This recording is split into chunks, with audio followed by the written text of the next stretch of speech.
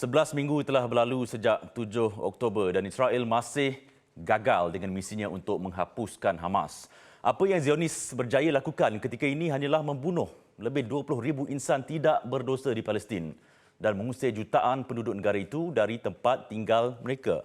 Setakat ini, operasi ketenteraan Israel di Gaza bukan sahaja tidak mampu menumbangkan Hamas, malah tiada tebusan yang berjaya mereka bebaskan selain melalui rundingan. Namun, mengenali ego Israel yang tidak mudah mengakui kegagalan, pakar menjangkakan ada pelan B yang sedang dilaksanakan Israel untuk menawan Gaza. Sejak 7 Oktober lalu, Israel berpegang kepada alasan menyerang Gaza untuk menghapuskan Hamas selepas pejuang Palestin itu didakwa membunuh kira-kira 1,200 orang di Israel dalam serangan roket yang dahsyat.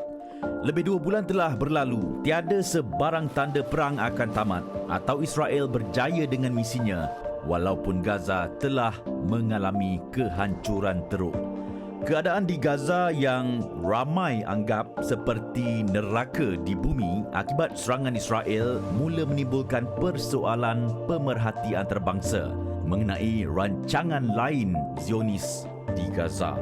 Pada Oktober, bocor dokumen diterbitkan Kementerian Perisikan Israel mengenai rancangan memindahkan 2.3 juta penduduk Gaza ke semenanjung Sinai di Mesir. Ia bagi membolehkan penjajah Israel menguasai secara penuh wilayah itu.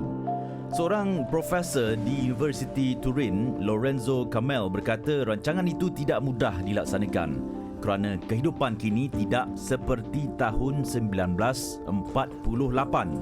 Pada zaman itu, liputan media tidak meluas dan mudah Israel mengusir penduduk Palestin di beberapa wilayah. Berbeza dengan hari ini di mana hampir setiap kejahatan Israel didedahkan di media sosial. Atas sebab itu, beliau menjangkakan Israel ketika ini sedang menggunakan pelan B di Gaza, iaitu menjadikan wilayah itu kawasan yang tidak boleh didiami dengan menggugurkan puluhan ribu bom. Strategi tambahan itu juga menyasarkan infrastruktur awam seperti sekolah, universiti, hospital, kedai, ladang ternakan, stesen air dan janakuasa serta sistem kumbahan. Jumlah trak bantuan yang sedikit saja dibenarkan masuk ke Gaza juga dipercayai bagi memastikan ia tidak mampu memenuhi keperluan penduduk Gaza. Tekanan-tekanan tersebut dibuat agar penduduk meninggalkan Gaza secara sukarela dan Zionis meluaskan jajahannya di Palestin. Sejak tahun 1948, jutaan penduduk Palestin telah menjadi pelarian akibat pendudukan haram Israel. Kegiatan mereka juga semakin berleluasa tahun demi tahun dan banyak rumah penduduk Palestin dirobohkan untuk membina penempatan baru buat penduduk Israel. Zionis seakan tidak takut dengan tindakan haram itu disebabkan tiada yang mampu menghalang mereka.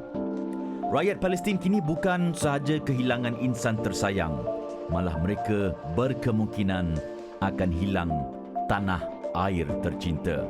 Benar atau tidak mengenai pelan B tersebut?